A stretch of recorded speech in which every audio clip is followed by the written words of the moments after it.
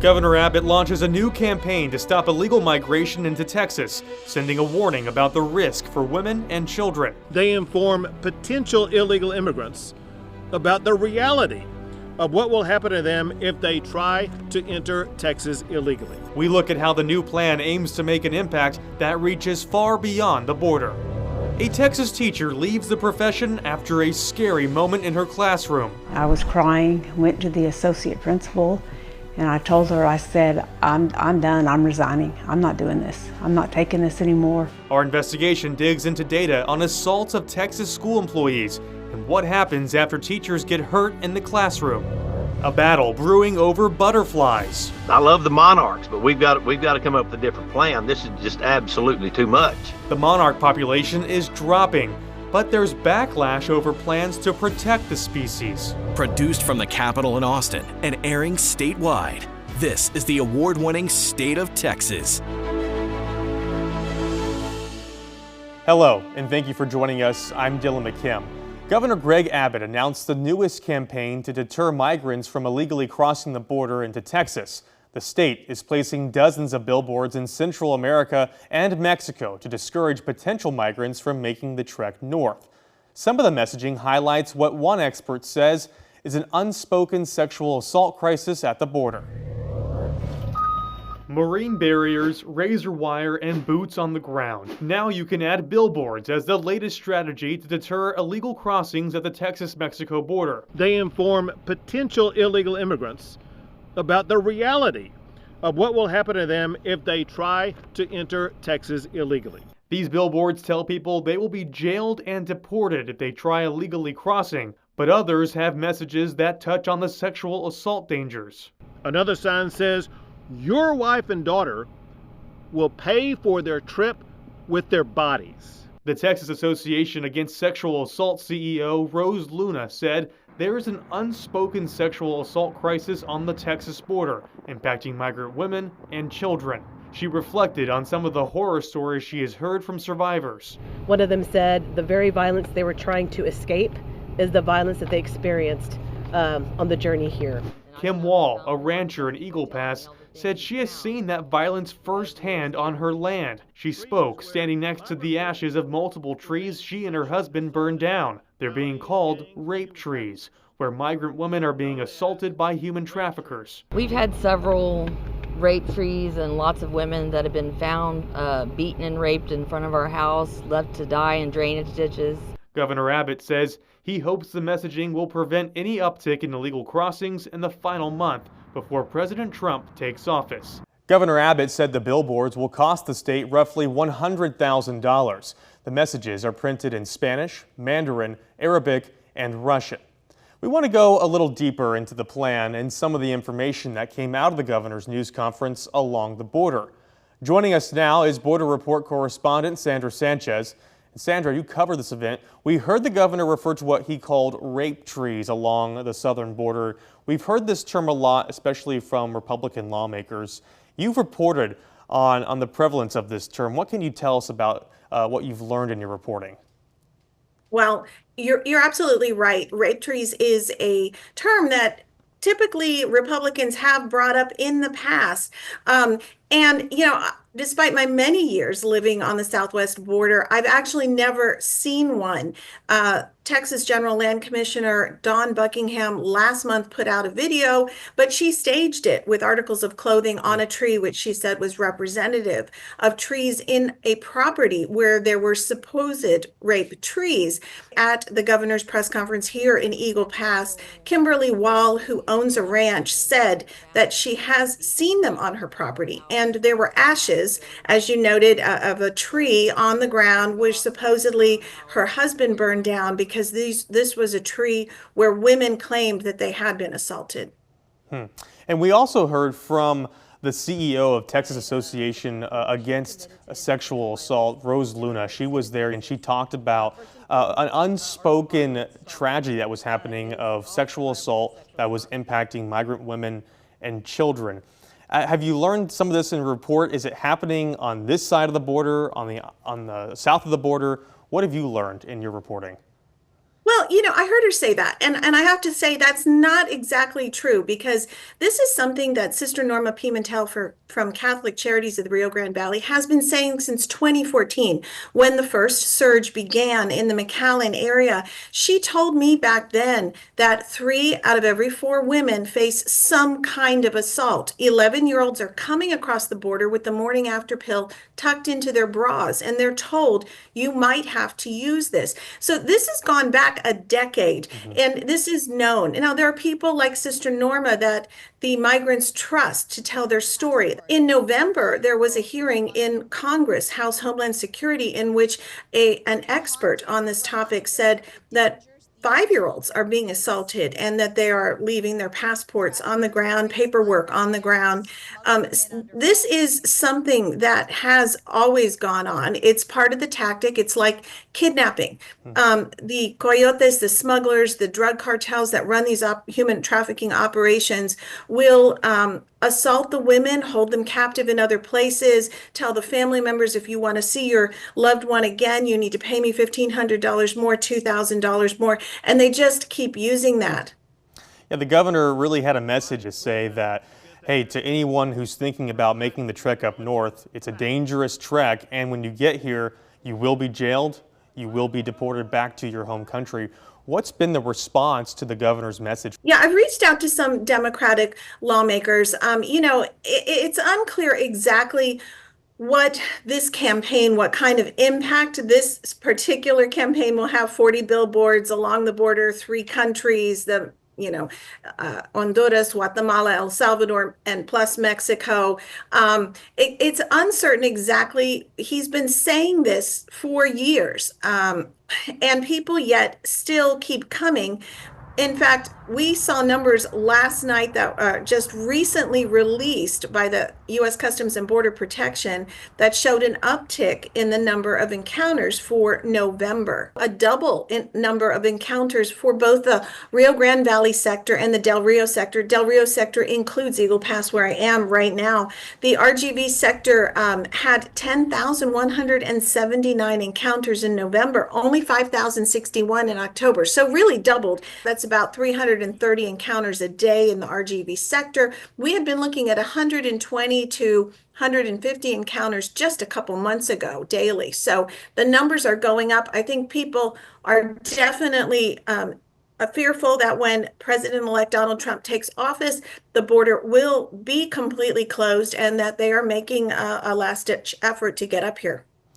It was about this time last year that we saw a big surge of migrants coming up to the southern border, and it put a strain on a lot of our border communities here in Texas. Now, how are our border communities here handling migrants that are coming now? I have to say, border communities along the South Texas border have always been welcoming to the migrants. And a great majority of the migrants, they don't stay in these border communities. They go, the real border is considered north of the checkpoint. From McAllen, the checkpoint north is Falfurrias, a very small town. That's the real border for most people. And it's the towns in between the buffer zone that the migrants live. It's mostly mixed families. I'm sorry that there are many mixed families, but the great majority of the migrants that cross the border have destinations further north. Houston, Chicago, New York City. They are in Washington, D.C. area. They don't intend to really stay here. Border communities here have adjusted with healthcare services, law enforcement services, and this is always how it's been here. I think the surprise to many people is the influx of people north in New York City and Chicago areas. That really happened when Governor Abbott began busing people there to Colorado. Then people started to really open their eyes and say, wow, look at all the people coming. But border communities here have always taken care of them. Sandra Sanchez with the Border Report. Thank you so much for your insight. Thank you. Threatened on campus. Teachers report a rise in assaults on educators. Our investigation digs deeper into the data, tracking what happens after teachers are hurt in the classroom. A deadly crash into an Austin hospital leads to action at the Capitol to prevent disaster. we look closer at the new legislation and the potential statewide impact.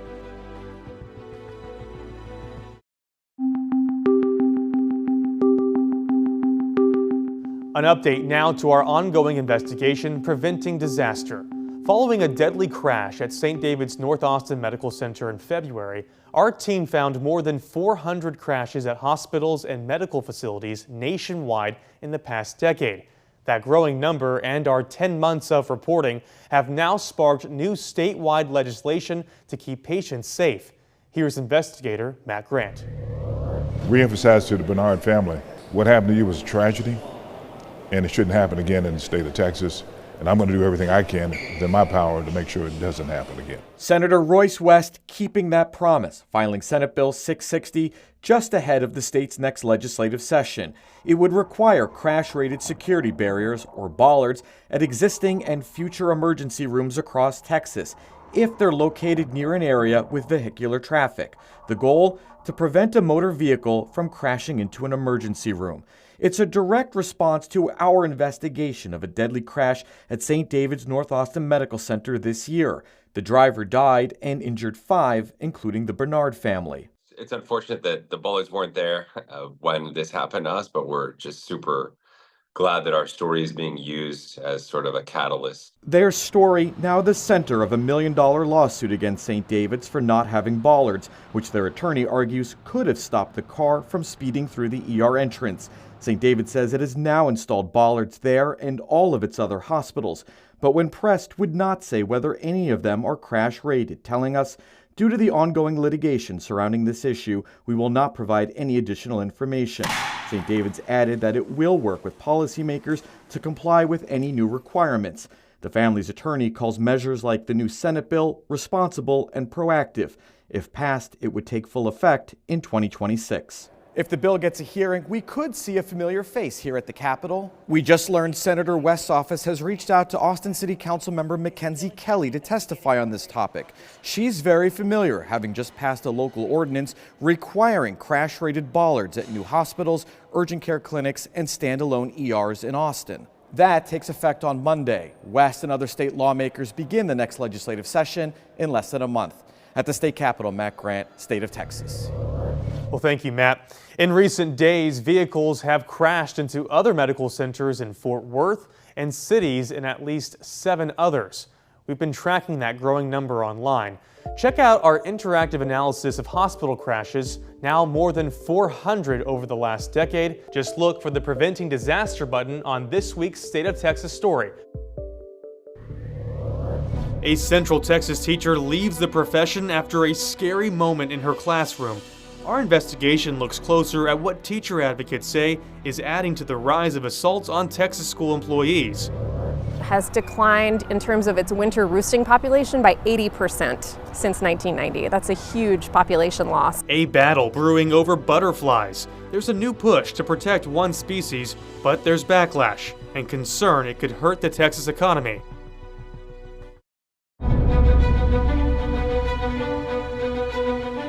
The number of school employees being assaulted on the job is rising in Texas. More than 2,600 assaults on educators were reported last school year. That's according to new data from the Texas Education Agency. Investigator Kelly Wiley is digging deeper into the data and tracking what happens after teachers are hurt in the classroom. When Tiffany Robinson began teaching in Texas, she never imagined she'd be writing this letter 18 years later. Gerald ISD trustees, I am writing to formally resign from my position as chemistry teacher at Gerald High School effective immediately. Just a lot of disappointment. You just get worn down. The last straw, she says, was on a pep rally day at Gerald High School when she says a rowdy group of students eager to leave class got in her face. Cussing me and telling me, F you, you're going to make me late to my next class. And they were getting up out of their chairs and coming forward, and it was getting ready to get out of control. By the time the bell finally rang, Robinson decided this would be the end of her near 2-decade teaching career. I was crying, went to the associate principal, And I told her, I said, I'm done, I'm resigning. I'm not doing this. I'm not taking this anymore. Jarrell ISD officials told us they work hard with campus police and administrators to build an environment where teachers can perform their duties without fear, harassment, or violence. They also said schools need additional funding for security initiatives and mental health resources. The incident in Robinson's classroom stopped short of any physical assault, but new data from the Texas Education Agency shows the number of assaults perpetrated by students against school staff statewide rose 18% last school year compared to the year before. It's definitely increased, probably for several factors. Zeph Capo is the president of the Texas chapter of the American Federation of Teachers, an organization representing more than 65,000 educators. The lack of behavioral supports, the lack of mental health services that we've seen in the state of Texas, none of our mental health providers, whether it's counselors, social workers, psychologists, meet the recommended student to professional ratios in the state of Texas. Under Texas law, teachers who are assaulted at school can request what's called assault leave, paid days to recover from physical injuries that can't be deducted from the employee's personal accrued leave. The law says districts must immediately approve assault leave once it's requested. But our analysis of district policies found if a district later determines an incident didn't meet the criteria, the district can retroactively deny the request. If something doesn't rise to the level where it gets approved, for example, by a workers' comp doctor, then a teacher may actually lose their own personal leave to heal from an assault. Not every assault results in a teacher being hospitalized or needing, acute medical care follow-up. But, sometimes you don't want to go back in the classroom the next day. KXAN analyzed data from Central Texas school districts between 2018 and last school year. Among the 29 Central Texas districts that responded to our survey, district officials reported at least 340 assaults on employees in that time frame. But those districts received far fewer assault leave requests and approved just 46 requests collectively. Robinson says she hadn't planned on retiring for several more years. But at 56, she's starting a new chapter and a new career in real estate. I don't want to go back. It's just disappointing. It's just disappointing. The problems have gotten worse through the years, and I don't see it getting better. So far for this upcoming legislative session, starting in January, lawmakers have not pre-filed any bills to address assaults on educators. There hasn't been significant legislation on this issue since 2019, when lawmakers added harassment to a list of behaviors for which a student must be removed from the classroom. In Austin, Kelly Wiley, State of Texas. Nationwide, teachers are also reporting higher numbers of physical violence and aggression at schools. A 2024 study from the American Psychological Association found a sharp rise in teachers reporting threatening aggression and physical violence. Researchers found there were even more reports than before the pandemic. You can read our full investigation right now on our website. Just look for the link in this week's State of Texas story. A battle brewing over monarch butterflies. I love the monarchs, but we've got to come up with a different plan. This is just absolutely too much. The worries that protecting their species could harm Texas communities. The United States Fish and Wildlife Service proposed federal protections for the monarch butterfly. The move would establish the butterfly as a threatened species. The proposal is getting mixed reviews here in Texas. While some are happy to help the butterfly, others worry the protections could harm Texas communities. This botanical garden just south of downtown Austin is an important stop for monarch butterflies on their migration north from Mexico. The adults do stop and lay eggs on milkweed plants, and those caterpillars hatch and eat the milkweed. The monarch use milkweed as a habitat and food source, but their migration path does not look like this the entire way. There are cars and buildings in between, and more development has led to loss of their habitat. Dr. Haley Gillespie says habitat loss is leading to population decline. Has declined in terms of its winter roosting population by 80% since 1990. That's a huge population loss. The U.S. government is proposing federal protections in 48 states, making it illegal to hunt or transfer monarchs commercially. A landowner is free to get rid of milkweed on their property, but they would not be allowed to make changes that would permanently make the land unusable for the butterfly. I love the monarchs, but we've got to come up with a different plan. This is just absolutely too much. Sid Miller, the Agriculture Commissioner of Texas, calls the proposal overreach by the U.S. government. He worries these protections will prevent any development for farms, airports, football stadiums, and much more. Very, very harmful to our rural economy. The U.S. Fish and Wildlife Service is holding a 90-day public comment period for the proposed rule. Commissioner Miller says he will send in his concerns, while Dr. Gillespie is hopeful any protections will have major benefits for all. Any protections for pollinators like the monarch, again, will have big effects on all pollinators, which can actually increase agricultural yield. The proposal would also create designated critical habitats for monarchs. All of that land is located in California and would not impact Texas. The proposal does have exceptions for incidental kills, like hitting a butterfly with your car. Well, thank you again for joining us for State of Texas. I'm Dylan McKim. We'll be back next week to bring you an in-depth look at Texas politics.